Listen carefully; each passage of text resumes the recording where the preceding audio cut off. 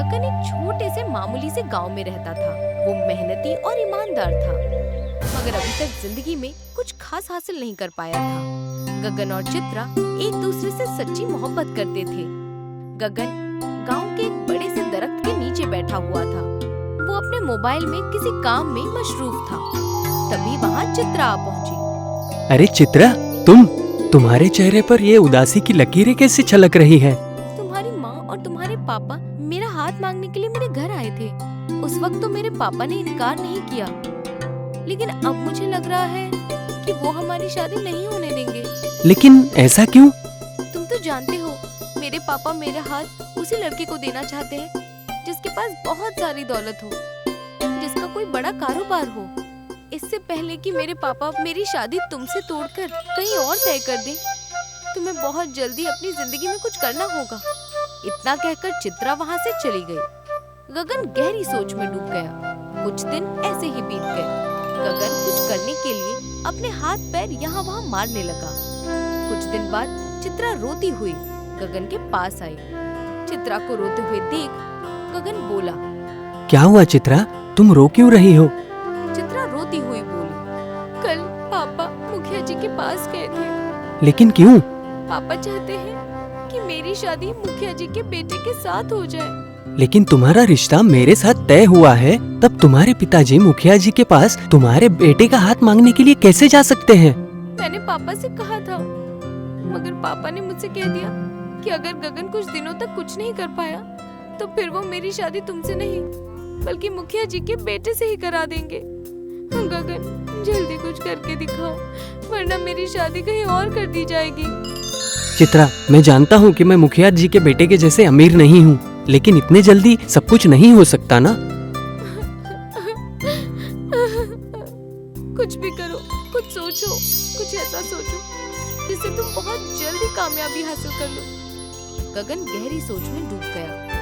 अचानक उसकी आंखों में चमक आ गई। आइडिया। कैसा आइडिया? मैंने देखा है कि शहर के लोग पानी पूरी बहुत ही अलग तरीके से बनाते हैं। अगर मैं भी शहर के तरीके से पानी पूरी बनाकर गांव में बेचूं, तो कम समय में मैं बहुत ज्यादा पैसे कमा सकता हूं। तुम्हारा आइडिया तो अच्छा है, अब देर मत करो, शुरुआत करो। इतना कहकर चित्रा वहाँ से चली गई। कुछ ही दिनों बाद गगन ने पानी पूरी का ठेला लगाकर बेचने की शुरुआत कर दी। लेकिन जो भी ग्राहक आता वो पानी पूरी खाकर बगैर कुछ कहे चला जाता। गगन मायूस हो गया। एक दिन गगन ठेले पर मायूस खड़ा था। तभी चित्रा वहाँ पर आ गई। पापा बता रहे थे कि तुम्हारी पानी पूरी को कोई पसंद नहीं कर रहा। हाँ, मुझे समझ में नहीं आ रहा। इतनी अच्छी पानी पूरी बना तो रहा हूँ, फिर भी लोगों को पसंद क्यों नहीं आ रही? तो फिर पानी बदलो, मसाला बदलो और कोशिश करो। चित्रा के सुझाव के बाद गगन ने पानी बदला, मसाला बदला, मगर पानी पूरी फिर भी नहीं चली। आखिरकार उसने अपनी पानी पूरी चित्रा को खिलाई। गगन, तुम्हारी पानी पूरी में तो स्वाद ही नहीं है। मुझे लगता है तुम्हें इस काम में कामयाबी नहीं मिलेगी। तुम्हें कोई और कारोबार शुरू करना चाहिए। ये सुनकर गगन गुस्सा हो गया। नहीं, मैं इसी धंधे से आगे बढ़कर दिखाऊंगा। मैं पानी पूरी का धंधा नहीं छोड़ूंगा। मैं इसी पर अड़ा रहूंगा। उस दिन से गगन पानी पूरी बनाने के नए नए तरीकों का लगातार इस्तेमाल करने लगा। एक दिन गगन जंगल में बैठा हुआ एक गहरी सोच में डूबा हुआ था। उसके मन में एक ही फिक्र थी कि अगर उसने जल्दी कुछ नहीं किया तो चित्रा हमेशा के लिए उससे दूर हो जाएगी। और तभी वहाँ एक साधु आकर गगन के पास बैठ गए। क्या बात है पुत्र, तुम तो बहुत गहरी सोच में डूबे हो। गगन साधु महाराज की ओर देखता है और उसकी आंखों से आंसू बहने लगते हैं। तुम तो पुरुष हो, पुरुष के आंखों में आंसू अच्छे नहीं लगते। बताओ, तुम क्यों रो रहे हो? गगन अपना सारा हाल साधु महाराज को बयां करता है। अगर मैंने जल्दी कुछ नहीं किया तो चित्रा के पिता चित्रा का विवाह कहीं और तय कर देंगे। ये सुनकर साधु महाराज रहस्यमय अंदाज में मुस्कुराने लगे। जब परिश्रम के बाद भी काम नहीं मिलता तो समझ लेना चाहिए कि रास्ता अभी पूरा तय नहीं हुआ है। मैं कुछ समझा नहीं।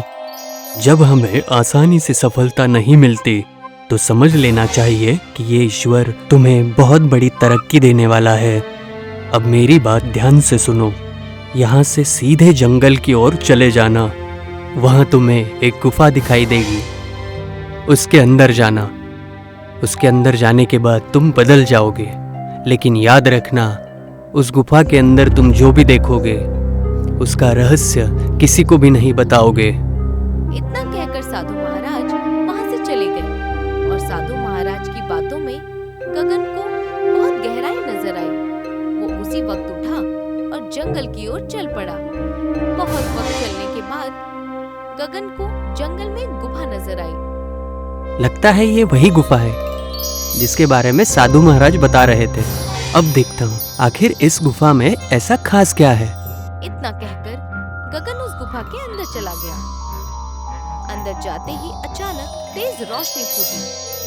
अगले ही पल गगन को गुफा के अंदर एक दूसरा दरवाजा नजर आया। जैसे ही गगन उस दरवाजे को पार करता है, वो एक अद्भुत जंगल में पहुंच जाता है।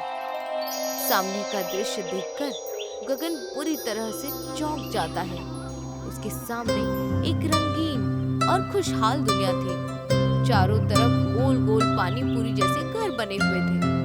उन घरों की दीवारें सुनहरी, हरी और लाल रंगों की थी, जैसे कुरकुरी पानी पूरी पर मसाले सजे हों। सड़कों की जगह पतले पतले रास्ते बने हुए थे, जिनके बीच बीच में मसालेदार पानी से भरे तालाब थे। उन तालाबों से बुलबुलें उठ रहे थे। वहाँ के लोग भी अलग ही थे, कोई गोल मटोल और उनके चेहरे बिल्कुल पानी पूरी जैसे। किसी के चेहरे पर धनिया की हरियाली थी तो किसी के चेहरे पर इमली की हल्की मीठास झलक रही थी। ये क्या? ये तो साधारण इंसान नहीं लग रहे। इन सब के चेहरे पानी पूरी जैसे लग रहे हैं। ऐसा कैसे हो सकता है? गगन हैरानी भरी नजरों से आगे बढ़ता है और पूरे गांव को गौर से देखने लगता है। उसे देखकर ऐसा लग रहा था जैसे वहाँ की हर चीज पानी पूरी से जुड़ी हुई हो। तभी एक लड़की सामने आती है जो पूरी तरह पानी पूरी की बनी हुई थी। तुम तो इंसान हो, तुम यहाँ कैसे आ गए? गगन उसे गौर से देखता है और अपनी सारी कहानी और अपनी पूरी जिंदगी की घटना उसे बता देता है। समझ गई, तो तुम्हें साधु महाराज ने भेजा है। क्या तुम वादा करोगे कि इस दुनिया के बारे में किसी से कोई जिक्र नहीं करोगे, क्योंकि ये पानी पूरी की दुनिया है? गगन हामी भर देता है। हम तुम्हें पानी पूरी बनाना सिखा सकते हैं, मगर 2 शर्तों पर। पहली, तुम गरीबों को मुफ्त पानी पूरी खिलाओगे। दूसरी, हमारी दुनिया का राज किसी को नहीं बताओगे। गगन ने दोनों शर्तें मान ली। पानी पूरी की लड़की ने गगन को एक नई रेसिपी से पानी पूरी बनाना सिखाया। वो पानी आम पानी जैसा नहीं था, उसमें कई मसालों का संतुलन था। न ज्यादा तीखा, न ज्यादा खट्टा और न ज्यादा मीठा। गगन कई दिनों तक वहीं पर था। उसने पानी पूरी बनाने के हर छोटे मोटे राज को सीखा। आखिरकार गगन ने पानी पूरी बनाकर पानी पूरी की लड़की को खिलाई। हाँ, बिल्कुल हमारी दुनिया जैसी अद्भुत बनी है। अगर अब तुम इसे अपनी दुनिया में खिलाओगे तो लोग पानी पूरी के साथ साथ अपनी उंगलियां भी खा जाएंगे। ये सुनकर गगन हंसने लगा। कुछ वक्त बाद गगन वापस गुफा से बाहर आ गया। गुफा हमेशा के लिए बंद हो गई। अब गगन पूरी तरह बदल चुका था। गगन ने फिर से पानी पूरी का ठेला लगाया, मगर अब जो भी पानी पूरी खाता तो हैरान रह जाता। लोग कहने लगे कि वाह, ऐसा स्वाद पहले कभी नहीं खाया। गगन गरीबों को मुफ्त पानी पूरी खिलाने लगा। धीरे धीरे उसका नाम दूर दूर तक फैल गया। गगन सफल बन गया और एक दिन गगन और चित्रा की शादी हो गई। गगन ने हमेशा इस बात को रहस्य ही बनाकर रखा कि उसने पानी पूरी बनाना आखिर सीखा कैसे।